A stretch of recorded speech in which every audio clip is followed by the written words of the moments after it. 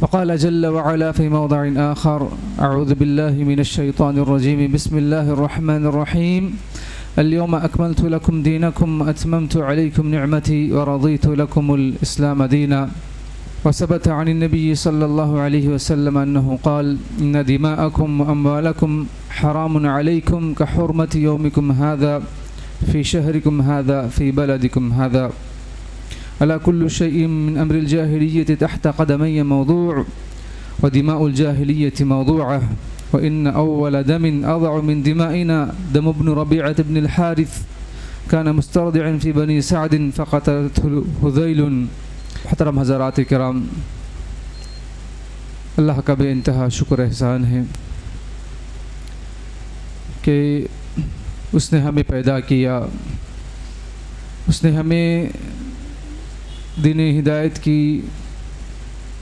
روشنی عطا فرمائی، اسلام کی توفیق نصیب فرمائی۔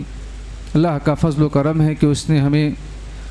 اللہ کے نبی حضرت محمد صلی اللہ علیہ وسلم کا امتی بنایا۔ درود و سلام نازل ہو اللہ تعالیٰ کے تمام پیغمبروں پر، خصوصاً ہمارے نبی حضرت محمد صلی اللہ علیہ وسلم کی ذات گرامی پر، صلی اللہ علیہ وعلی آلہ و اصحابہ اجمعین۔ حضرات کرام، آج جس موضوع پر میں آپ کے سامنے چند باتیں رکھوں گا انشاءاللہ وہ ہے اللہ کے نبی کا جو خطبہ حجۃ الوداع ہے، اس کی روشنی میں چند دروس پیش کرنے کی کوشش کر رہا ہوں۔ اللہ تعالیٰ سے میری دعا ہے کہ رب العالمین مجھے نبی کریم صلی اللہ علیہ وسلم کے خطبہ حجۃ الوداع کی روشنی میں وہ باتیں پیش کرنے کی توفیق دے جس سے ہماری دنیا بھی سدھر جائے اور آخرت بھی سدھر جائے اور کامیابی نصیب ہو، آمین۔ حضرات، اللہ عز و جل نے اس دین کو مکمل کیا ہے اور اس میں کسی قسم کی کمی بیشی نہیں رکھی۔ اللہ کے نبی صلی اللہ علیہ وسلم نے اس بات کی صحابہ سے گواہی طلب کی، اللہ کو گواہ بنایا، اور اللہ تعالیٰ نے بھی قرآن کریم میں اس کا تذکرہ فرمایا۔ سورہ مائدہ آیت نمبر 3 میں الیوم اکملت لکم دینکم واتممت علیکم نعمتی ورضیت لکم الاسلام دینا، کہ آج میں نے تمہارے لیے اس دین کو مکمل کر دیا، اس دین سے راضی ہو گیا۔ حضرات کرام، اللہ کے نبی صلی اللہ علیہ وسلم نے حجۃ الوداع کے موقع پر جو خطبہ دیا تھا میدان عرفات میں، جس وقت کے صحابہ کرام کی ایک بڑی تعداد موجود تھی اللہ کے نبی کے ساتھ، بڑا ہی جامع خطبہ دیا ہے۔ مسجد نمرہ میں عرفات کے میدان میں لوگوں کے سامنے آ کر اپنی اونٹنی قصوہ پر آپ تشریف فرما تھے، تو فرمایا کہ جابر رضی اللہ عنہ فرماتے ہیں کہ اللہ کے نبی صلی اللہ علیہ وسلم نے فرمایا کہ الا ان دماءکم و اموالکم حرام علیکم کحرمت یومکم ھذا فی شہرکم ھذا فی بلدکم ھذا۔ اور یہ حدیث دراصل بہت طویل حدیث ہے، بہت لمبی حدیث ہے۔ ایک تابعی وہ جابر رضی اللہ عنہ سے، جبکہ وہ نابینا ہو چکے تھے، وہ آ کر ان سے اللہ کے نبی صلی اللہ علیہ وسلم کا حج کا طریقہ کیا تھا وہ پورا جو ہے انہوں نے تفصیل سے بیان کرنے کو جو کہا، تو جابر رضی اللہ عنہ نے شروع سے لے کر آخر تک مکمل جو انہوں نے دیکھا تھا مکمل طریقہ بیان فرمایا۔ تو اس میں میدان عرفات میں جو اللہ کے نبی صلی اللہ علیہ وسلم کا خطبہ تھا، تو وہ خطبہ بھی انہوں نے اس تابعی کی ان کے سامنے ذکر کیا ہے کہ اللہ کے نبی صلی اللہ علیہ وسلم نے فرمایا کہ سنو، الا ان دماءکم و اموالکم، کہ تمہارا خون، تمہارے مال تم پر اسی طرح سے حرام ہے، ایک دوسرے مسلمان کا خون اور مال، جس طرح سے آج کا یہ دن، آج کے یہ مہینے میں، آج کے اس شہر میں حرمت والا ہے۔ تو مطلب یہ ہوا کہ اسلام میں کسی کی جان کی بڑی حرمت ہے، اس کی بڑی عزت ہے۔ دین اسلام نے دوسروں کی جان کی حفاظت کرنے کا حکم دیا ہے، جیسے کہ اللہ کے نبی صلی اللہ علیہ وسلم کی ایک حدیث ہے، فرمایا کہ لا يحل دم امرئ مسلم، کسی مسلمان کا خون بہانا حلال نہیں ہے،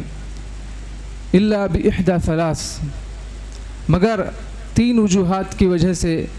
اس کا خون بہایا جا سکتا ہے، اس کو قتل کیا جا سکتا ہے، اس کے علاوہ کوئی اور وجہ نہیں ہو سکتی کہ اس کو قتل کر دیا جائے۔ تو اس میں ایک اللہ کے نبی صلی اللہ علیہ وسلم فرمایا کہ السیب الزانی، شادی شدہ ہے پھر بھی زنا کرتا ہے، زناکاری کرتا ہے، جیسے کہ آج امت مسلمہ میں یہ وبا پھیلی ہوئی ہے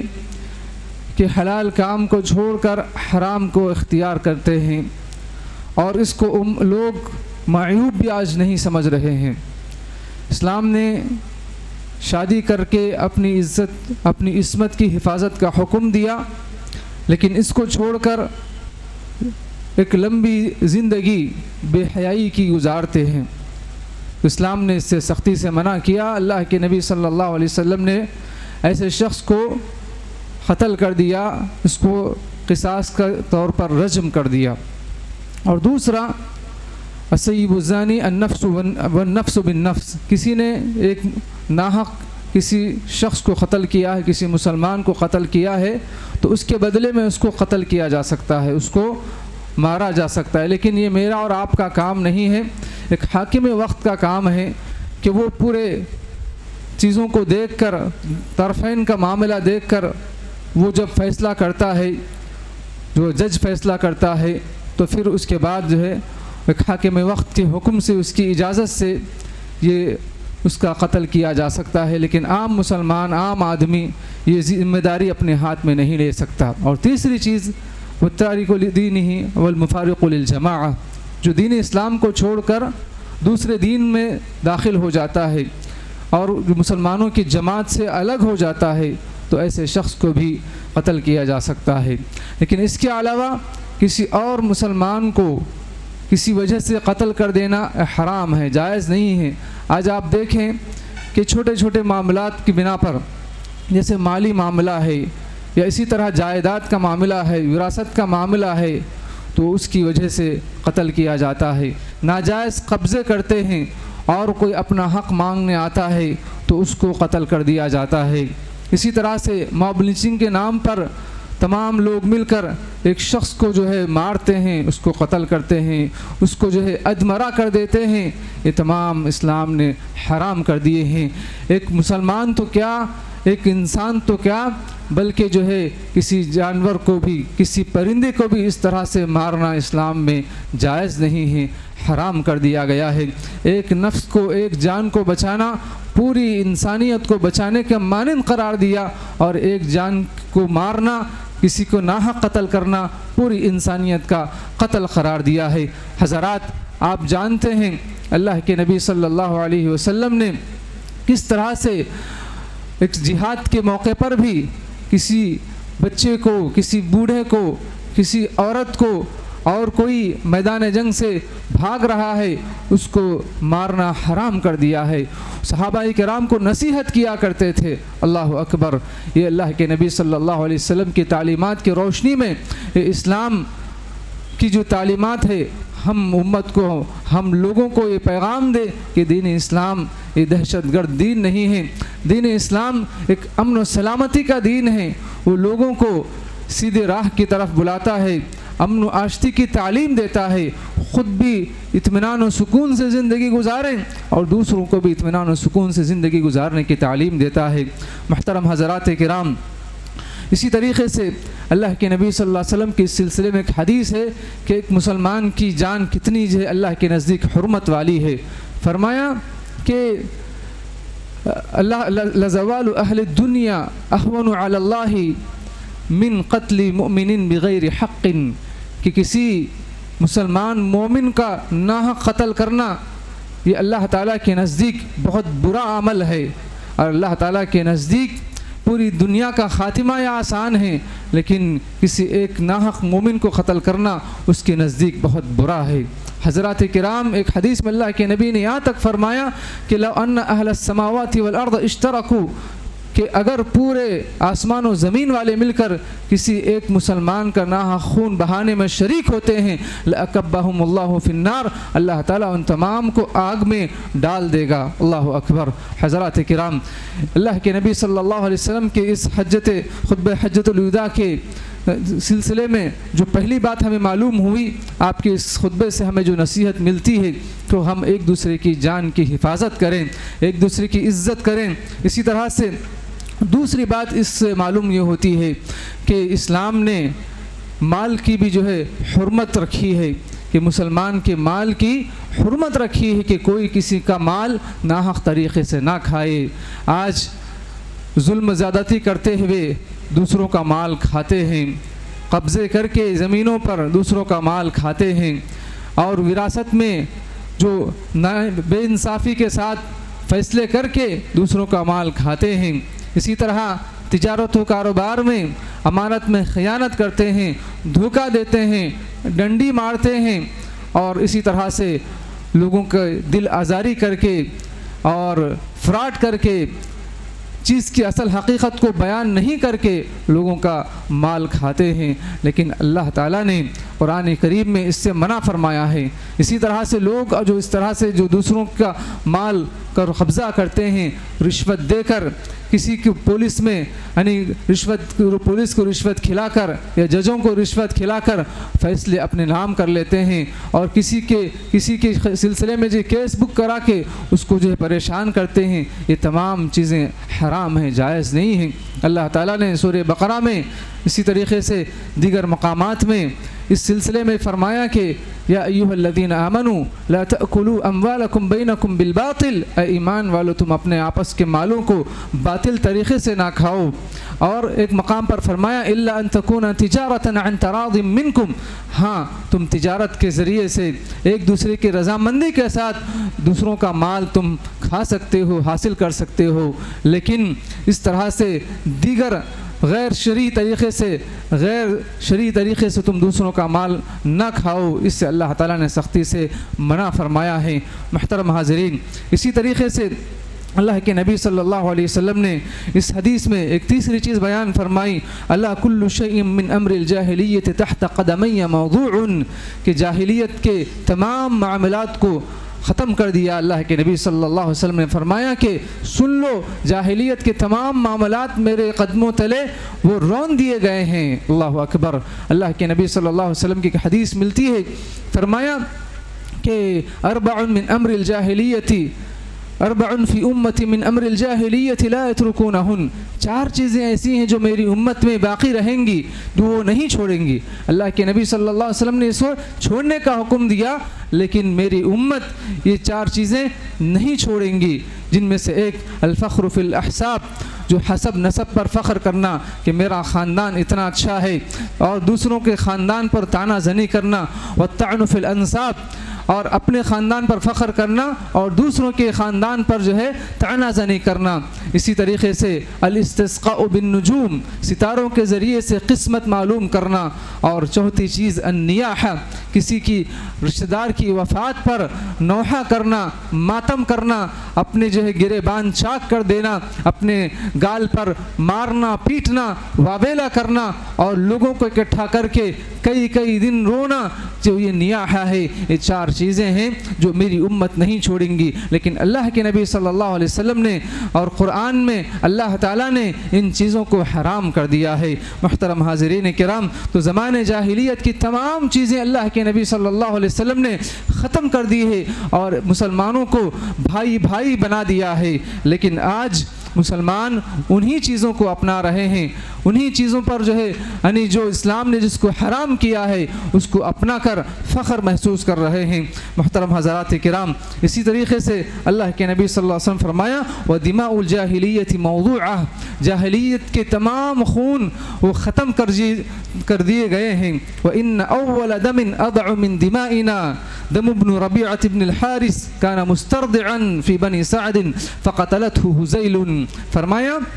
جاہلیت کے تمام خون کو میں نے جو ہے ختم کر دیا ہے، اور سب سے پہلا خون جو میں معاف کر رہا ہوں وہ ہمارے خاندان کے جو شخص جو بچہ تھا، وہ ربیعہ بن حارث کا جو بیٹا تھا، جو بنی سعد میں دودھ پیا کرتا تھا، چھوٹا بچہ تھا، لیکن قبیلہ حذیل نے اس کو قتل کر دیا تھا، اور اب تک اس کے بارے میں جو ہے لوگ چرچا کر رہے ہیں اور اس کا بدلہ لے رہے ہیں، لیکن میں کہتا ہوں کہ میں نے جو ہے اپنے اس خاندان کے اس خون کو معاف کر دیا ہے، اب اس کی وجہ سے کسی اور کو قتل نہیں کیا جائے گا۔ زمانے جاہلیت میں یہ ہوا کرتا تھا کہ اگر خاندان کا کوئی شخص کسی پر جو ظلم کرتا یا کسی کو قتل کر دیا جاتا تو اس کا خون کا بدلہ لینے کے لیے پورے خاندان والے جمع ہو جاتے، اور سال ہا سال تک یہ جنگیں جاری رہتی۔ جنگ بعاث جو 40 سال تک جو ہے یہ جنگ جاری رہی، تو اللہ کے نبی صلی اللہ علیہ وسلم نے ایسے ہی جنگوں کے سلسلے میں فرمایا کہ کسی کا خون کا بدلہ لینے کے لیے جو پچھلے زمانے سے جو جنگیں چلے آ رہی ہیں، اسلام میں اس کو حرام قرار دیا گیا ہے، اور سب سے پہلے اللہ کے نبی صلی اللہ علیہ وسلم نے اس کا نمونہ پیش کیا کہ میں جو ہے صرف زبانی طور پر نہیں بلکہ عملی طور پر یہ نمونہ پیش کرتا ہوں، اور میں اپنے خاندان کے خون کو معاف کر دیتا ہوں۔ اس کے بعد اللہ کے نبی صلی اللہ علیہ وسلم نے جو چوتھی چیز جو اس حدیث میں بیان فرمائی، وَرِبَ الْجَاهِلِيَّةِ مَوْضُوعَةٌ، اور جاہلیت کا جو سود ہے اس کو بھی میں ختم کرتا ہوں۔ وَأَوَّلُ رِبًا أَزَعُ رِبَانَ رِبَا عباس بن عبد المطلب فإنه موضوع كله۔ فرمایا اللہ کے نبی صلی اللہ علیہ وسلم نے کہ زبان جاہلیت کے جتنے سود جو آج تک مسلمان لے رہے ہیں دے رہے ہیں، میں آج اس کو مکمل طور پر ختم کرنے کا اعلان کرتا ہوں، اور اس کے لیے میں عملی نمونہ پیش کر رہا ہوں کہ عباس بن عبد المطلب کا جو سود جو لوگ ان کو جو دینا تھا، اب میں اس کو جو ہے ختم کر رہا ہوں، میں اس کو معاف کر رہا ہوں۔ اس طرح سے فَإِنَّهُ مَوْضُوعٌ كُلُّهُ، اور پورے کا پورا جو ہے ختم کر دیا گیا ہے۔ تو اللہ کے نبی صلی اللہ علیہ وسلم نے سود کو مکمل طور پر حرام قرار دے دیا ہے۔ محترم حاضرین، سود کسے کہتے ہیں؟ زمانے جاہلیت میں کیا ہوتا تھا کہ اگر کسی کو قرضہ لینے کی ضرورت پڑتی تو کوئی جو ہے بغیر منافع کے پیسے قرضہ نہیں دیتا۔ اگر کسی کو سمجھو کہ 1000 کی ضرورت پڑتی ہے تو 1000 دیتا ہے، اس کو جو ٹائم دیتا ہے 1 مہینے 2 مہینے کا، اور واپسی میں 1200 روپے وہ مطالبہ کرتا ہے کہ تم 1200 روپے مجھے واپس کرو۔ تو اس طرح سے یہ سود ہے، اسلام نے اس کو حرام قرار دیا ہے۔ اسی لیے جو لوگ اپنے چھوٹے موٹے معاملات کے لیے، چھوٹے موٹے کاموں کے لیے قرضہ لیتے ہیں، سود کے اوپر جو ہے سود پر جو ہے قرضہ لیتے ہیں، یا کاروبار کے اوپر قرضہ لیتے ہیں، اس سے اسلام نے اس کو حرام قرار دیا ہے۔ کیوں؟ اللہ عز و جل نے قرآن کریم میں سختی سے اس پر جو ہے ایسے شخص پر جو ہے وعید سنائی ہیں جو سود کھاتا ہے، کھلاتا ہے۔ اللہ تعالیٰ نے فرمایا اے مومنو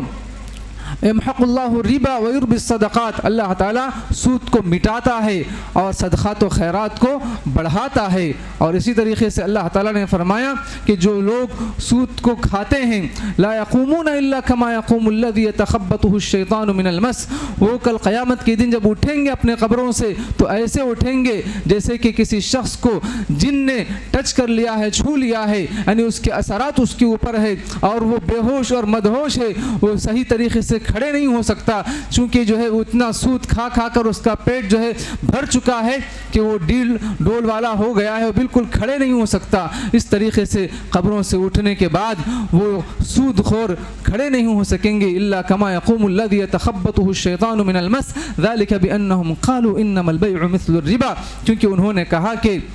اللہ تعالیٰ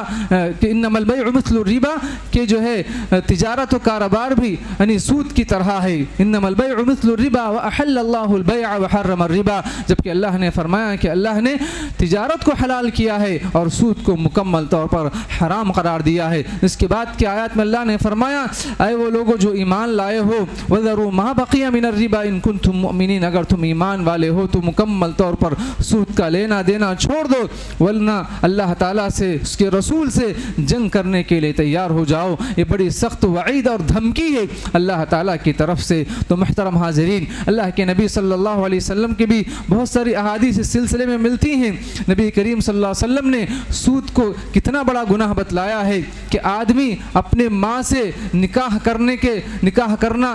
کرتا ہے تو وہ سود کا گویا کہ ایک حصہ ہے. الربا 70 بابا، ربا کے 70 دروازے ہیں، یعنی 70 گناہ اس کے اندر ہے. اس میں سے سب سے جو ہے آسان گناہ، جو ہلکا گناہ یہ ہے کہ آدمی اپنی ماں سے نکاح کر لے. اور ایک حدیث میں فرمایا کہ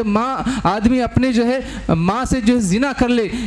مثل اتیان الرجل امہ، کہ ادناہا، کہ سب سے جو ہلکا گناہ اس کا یہ ہے کہ جو ہے آدمی اپنی ماں سے زنا کرے. یہ کوئی تصور نہیں کر سکتا. اس طرح سے اللہ کے نبی صلی اللہ علیہ وسلم نے جس طرح یہ جو گناہ کی قباحت لوگوں کی نظر میں ہے، تو اسی لیے فرمایا کہ اس سے کہیں 72 درجے سود کا گناہ ہے. تو حاضرین، اس سے معلوم ہوتا ہے کہ سود جو ہے کتنا بڑا جو ہے اس کا گناہ ہے. ایک حدیث میں اللہ کے نبی صلی اللہ علیہ وسلم نے 36 مرتبہ زنا کرنے کے برابر قرار دیا ہے کوئی سود کا جو ہے 1 روپیہ کھاتا ہے. اللہ اکبر. ایک حدیث میں اللہ کے نبی صلی اللہ علیہ وسلم نے سود کے سلسلے میں فرمایا کہ جو شخص جو ہے سود کھاتا ہے، کھلاتا ہے، تو وہ اس کا جو آخری معاملہ وہ ہلاکت و بربادی کے سوا کچھ نہیں ہوتا ہے. چونکہ لوگ سود اس لیے لیتے ہیں کہ ان کا مال بڑھ جائے، ان کے مال میں اضافہ ہو اور جو ہے وہ اچھی زندگی گزارے. لیکن فرمایا کان عاقبۃ امرہ الی قلہ، آخری اس کا انجام سوائے خسارے کے، سوائے کمی کے کچھ نہیں رہتا ہے. اللہ اکبر. محترم حاضرین، اس سے معلوم ہوتا ہے کہ ہم جو ہے تجارت و کاروبار حلال طریقے سے کریں اور مالی معاملات حلال طریقے سے کریں. اس کے بعد اللہ کے نبی صلی اللہ علیہ وسلم نے جو ہے عورتوں کے معاملے میں وصیت کی ہے کہ ان کے ساتھ حسن سلوک کریں. فاتقوا اللہ فی النساء، لوگوں تم عورتوں کے سلسلے میں اللہ تعالیٰ سے ڈرو. فإنکم اخذتموہن بأمان اللہ، چونکہ تم نے اللہ کی امانت سے ان کو جو ہے اپنے نکاح میں لیا ہے. واستحللتم فروجہن بکلمۃ اللہ، اور اللہ تعالیٰ کے کلمے سے تم نے ان کی جو ہے عزت و عصمت کی حلال کیا ہے، ان کی شرم گاہوں کو حلال کیا ہے. یعنی یہ کہ تم نے وعدہ لیا ہے، اللہ تعالیٰ سے وعدہ کیا ہے کہ میں اپنی اس بیوی کو اپنی زندگی میں لاؤں گا اور جو ہے اس کے ساتھ اچھا معاملہ کروں گا. اور ایجاب و قبول جو کیا ہے کہ میں نے اس عورت کو، اس لڑکی کو اپنی زندگی میں نکاح بطور بیوی کے قبول کیا ہے اور میں اس کے ساتھ اچھی زندگی گزاروں گا. تو اس سلسلے میں اللہ تعالیٰ سے ڈرو اور جو ہے ان کے ساتھ برا سلوک نہ کرو. اللہ کے نبی صلی اللہ علیہ وسلم نے اسی طریقے سے عورتوں کے بہت سارے حقوق بتلائے ہیں کہ جو ہے ان کے ساتھ اچھا سلوک کرو، ان کو تکلیف نہ دو، ان کو اپنے ساتھ رکھو. اسی طرح شوہر بیوی کے حقوق بھی بیان فرمائے. اس خطبہ حجۃ الوداع میں اللہ کے نبی صلی اللہ علیہ وسلم نے فرمایا وَلَكُمْ عَلَيْهِنَّ أَلَّا يُوطِينَ فُرُوشَكُمْ أَحَدًا تَكْرَهُونَهُ فَإِنْ فَعَلْنَ ذَلِكَ فَاضْرِبُوهُنَّ ضَرْبًا غَيْرَ مُبَرِّحٍ. فرمایا کہ تمہارا ان عورتوں پر حق یہ ہے کہ جس کو تم اپنے گھر میں آنا پسند نہیں کرتے ہو تو وہ عورتیں ان کو تمہارے گھروں میں داخل ہونے نہ دیں، تمہارے بستروں پر آنے نہ دیں، بیٹھنے نہ دیں. لیکن اگر ان عورتوں نے، تمہاری بیویوں نے کسی کو جس کو تم ناپسند کرتے ہو اپنے گھر میں آنا، اپنے بستر پر بیٹھنا، وہ انہوں نے اس طرح کا معاملہ کیا ہے تو پھر ان کو ہلکی سی سزا دے سکتے ہو. فَاضْرِبُوهُنَّ ضَرْبًا غَيْرَ مُبَرِّحٍ، ان کو ہلکی سی مار سکتے ہو، اس پر تنبیہ کر سکتے ہو. دوسری روایت میں اللہ کے نبی صلی اللہ علیہ وسلم نے اس کا طریقہ بتلایا کہ جو ہے اس کو جو ہے ہلکی سی مارو، جس طرح سے مسواک کی جو چھوٹی لکڑی ہو، چھوٹی کاڑی ہوتی ہے، اس طرح ہلکی سی اس سے مار سکتے ہو. لیکن ایک حدیث میں اللہ کے نبی صلی اللہ علیہ وسلم نے خواتین کے حقوق بتلاتے ہوئے اور عورتوں کے حقوق بتلاتے ہوئے جو فرمایا کہ جو ہے ولا تقبح، تم ان کو گالی گلوچ نہ کرو اور جو ہے ان کو جانور جن کو جو ہے غلام کو جس طرح مارتے ہو اس طرح ان کو تکلیف نہ دو، اس طرح ان کو نہ مارو. اللہ کے نبی صلی اللہ علیہ وسلم نے اسی طریقے سے عورتیں کے حقوق مردوں پر کیا ہے، شوہروں پر کیا ہے، اس کے سلسلے میں بھی صحابہ کرام سے بیان فرمایا اور یہ آپ کا بیان پوری امت کے لیے ہے. فرمایا وَلَهُنَّ عَلَيْكُمْ رِزْقُهُنَّ وَكِسْوَتُهُنَّ بِالْمَعْرُوفِ، لوگوں عورتوں کا حق تم پر یہ ہے کہ تم انہیں جہاں جو کھاؤ وہ کھلاؤ اور جو پہنو وہ پہناؤ، اچھے طریقے سے ان کے ساتھ زندگی گزارو۔ ایک روایت میں اللہ کے نبی صلی اللہ علیہ وسلم نے جب صحابی نے پوچھا معاویہ القشیری رضی اللہ عنہ نے، اللہ کے نبی صلی اللہ علیہ وسلم عورتوں کا حق ان کے شوہروں پر کیا ہے، تو فرمایا ہے کہ اطعمھا اذا طعمت، جو تم کھاؤ اس کو کھلاؤ، وکسوھا اذا اکتسیت، اور جب جو پہنو اور ان کو اس طرح سے پہناؤ، اور ولا تضرب الوجہ، ان کو چہروں پر نہ مارو، ولا تقبح، انہیں گالی گلوچ نہ کرو، ان کے ساتھ جو ہے بدسلوکی نہ کرو، ولا تہجر الا فی البیت، اور جب تم جو ہے ان کو بطور تنبیہ ان کو چھوڑنا چاہو تو اپنے گھر ہی میں ان سے الگ تھلگ رہو، اپنے گھر ہی میں رکھو ان کو جو ہے تنبیہ کے لیے، لیکن جو ہے تھوڑی سی ناراضگی کی وجہ سے گھروں سے باہر نہ نکالو۔ تو اللہ کے نبی صلی اللہ علیہ وسلم نے شوہر بیوی کے حقوق بھی اس حدیث میں اس خطبہ حجۃ الوداع میں بیان فرمائے ہیں۔ اس کے بعد نبی کریم صلی اللہ علیہ وسلم نے اب فرمایا کہ میں دنیا سے جا رہا ہوں تو میں نے تمہارے لیے قرآن و حدیث کو جو ہے چھوڑا ہے، لہٰذا تم اس کو مضبوطی سے تھامے رہو۔ وَقَدْ تَرَكْتُ فِيكُمْ مَا لَن تَضِلُّوا بَعْدَهُ إِنِ اعْتَصَيْتُمْ بِهِ کتاب اللہ، کہ میں اب دنیا سے جا رہا ہوں تو دو چیزیں چھوڑ کر جا رہا ہوں، تم قرآن کو مضبوطی سے، اللہ کی کتاب کو مضبوطی سے پکڑے رہو، تم ہرگز گمراہ نہ ہوگے۔ ایک اور روایت میں اللہ کے نبی صلی اللہ علیہ وسلم فرمایا کہ ایھا الناس فعقلوا، لوگو تم جو ہے غور سے سنو،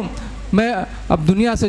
جا رہا ہوں، میں اللہ کی کتاب اور میری سنت کو چھوڑ کر جا رہا ہوں، اگر تم اس کو مضبوطی سے تھامے رہو گے تو کبھی بھی ہرگز بھی گمراہ نہیں ہوگے۔ تو اس سے معلوم ہوا کہ اللہ کے نبی صلی اللہ علیہ وسلم کے اس خطبے سے کہ اگر ہم قرآن و حدیث کو مضبوطی سے پکڑے رہیں گے تو کبھی گمراہ نہیں ہوں گے۔ آج امت مسلمہ میں بے شمار فرقے ہیں، بے شمار فرقے جو ہے جنم لے چکے ہیں، اور ہر کوئی حق کا دعویٰ کرتا ہے کہ میں سیدھے راہ پر ہوں، میں حق راہ پر ہوں، لیکن ہمیں یہ دیکھنا ہے کہ کون قرآن و سنت کی بات کرتا ہے، کون قال اللہ اور قال الرسول کی بات کرتا ہے، جو اللہ اس کے رسول کی تعلیم کی، اللہ اس کے رسول کی بات کرتا ہے اور اسی کی تعلیم دیتا ہے تو وہ حق پر ہے، اس کی بات سچی ہے، اس کی بات کو لی جا سکتی ہے، اور جو اللہ اس کے رسول کی بات کے خلاف اپنی بات کرتا ہے، کسی اور شخص کی جو ہے طرف بلاتا ہے تو اس کو چھوڑ دو، وہ گمراہی کے راستے پر ہے۔ پھر اخیر میں اللہ کے نبی صلی اللہ علیہ وسلم نے لوگوں سے پوچھا کہ اے لوگو وَأَنْتُمْ تُسْأَلُونَ عَنِّي فَمَا أَنْتُمْ قَائِلُونَ، مجھ سے میرے بارے میں تم سے پوچھا جائے گا کل قیامت کے دن، تم کیا کہو گے؟ یعنی کیا میں نے جو دین کو پہنچایا ہے اس سلسلے میں تم سے جب پوچھا جائے گا تم کیا جواب دو گے؟ تو صحابہ نے کہا قالوا نشهد انك قد بلغت واديت ونصحت، اللہ کے نبی صلی اللہ علیہ وسلم ہم گواہی دیں گے کہ اللہ کے نبی صلی اللہ علیہ وسلم نے اللہ کا پیغام پہنچا دیا، اور جو امانت آپ کے ذمے تھی اس کو اللہ کے نبی نے ادا فرما دیا، اور لوگوں کی پوری اللہ کے نبی نے خیر خواہی کی۔ تو اللہ کے نبی صلی اللہ علیہ وسلم کی اس بات کی صداقت اللہ تعالیٰ نے قرآن میں بیان فرمائی، الیوم اکملت لکم دینکم واتممت علیکم نعمتی ورضیت لکم الاسلام دینا، کہ لوگوں آج میں نے تم پر میرے اس دین کو مکمل کر دیا ہے اور میں اس سے راضی ہو چکا ہوں۔ الیوم اکملت لکم دینکم واتممت علیکم نعمتی، اور میری نعمت کو بھی تم پر پوری کر چکا ہوں اور میرے دین اسلام سے میں راضی ہو چکا ہوں۔ تو محترم حاضرین کرام، اللہ کے نبی صلی اللہ علیہ وسلم نے جب یہ جواب سنا تو پھر کیا کیا کہ اپنی شہادت کی انگلی آسمان کی طرف اٹھائی اور پھر جو ہے اللہ کو گواہ بنایا، اور پھر لوگوں کی طرف بھی اشارہ کرتے ہوئے کہا اللہم اشہد اللہم اشہد 3 مرات، 3 مرتبہ اللہ کے نبی صلی اللہ علیہ وسلم نے لوگوں کو اللہ کو گواہ بنایا، اے اللہ تو گواہ رہنا، اے اللہ تو گواہ رہنا، کہ لوگوں نے بھی گواہی دی ہے کہ میں نے یہ جو ذمہ داری تو مجھ پر جو دیا تھا میں نے اس کو ادا کر دیا ہے۔ تو محترم حاضرین کرام، یہ اللہ کے نبی صلی اللہ علیہ وسلم کا خطبہ حجۃ الوداع تھا، اس سے یہ کچھ باتیں ہمیں معلوم ہوئی کہ ہم ایک مسلمان کے خون کی حفاظت کریں، کسی کا خون ناحق طریقے سے نہ بہائیں، چونکہ آج حیدرآباد میں اور ہمارے ملک ہندوستان میں دیکھا جاتا ہے کہ چھوٹے چھوٹے معاملات میں، گھریلو جھگڑے میں یا پڑوسیوں کے چھوٹے موٹے پارکنگ کے مسائل اور جھگڑوں کی وجہ سے، اور اسی طرح خاندانی جو مسائل جو آتے ہیں پیچیدگیوں کی وجہ سے یا مالی معاملات کی وجہ سے یا دوستانے میں اس طریقے سے جو ہے ایک دوسرے کا خون بہایا جا رہا ہے، ایک دوسرے کو قتل کیا جا رہا ہے، ظلم زیادتی کی جا رہی ہے، اسلام نے اس کو حرام قرار دیا۔ اسی طرح سود کو اسلام نے حرام قرار دیا، زمانے جاہلیت کے تمام امور کو اسلام نے حرام قرار دیا، اور اسی طریقے سے اللہ کے نبی صلی اللہ علیہ وسلم نے عورتوں کے ساتھ اچھا سلوک کرنے کا حکم دیا، اور اسی طرح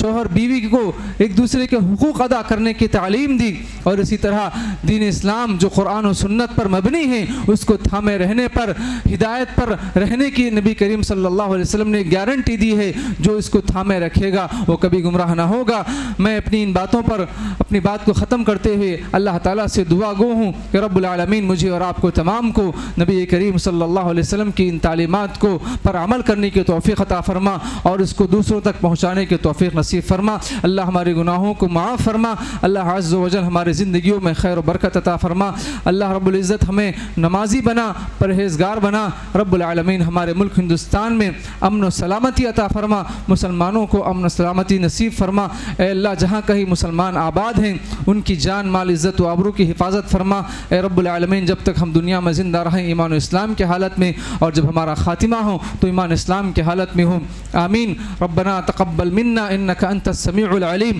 وتب علينا انك انت التواب الرحيم۔ بارك الله لي ولكم في القرآن العظيم ونفعني وإياكم بالآيات والذكر الحكيم، إنه تعالى جواد كريم ملك بر رؤوف رحيم ورب حليم۔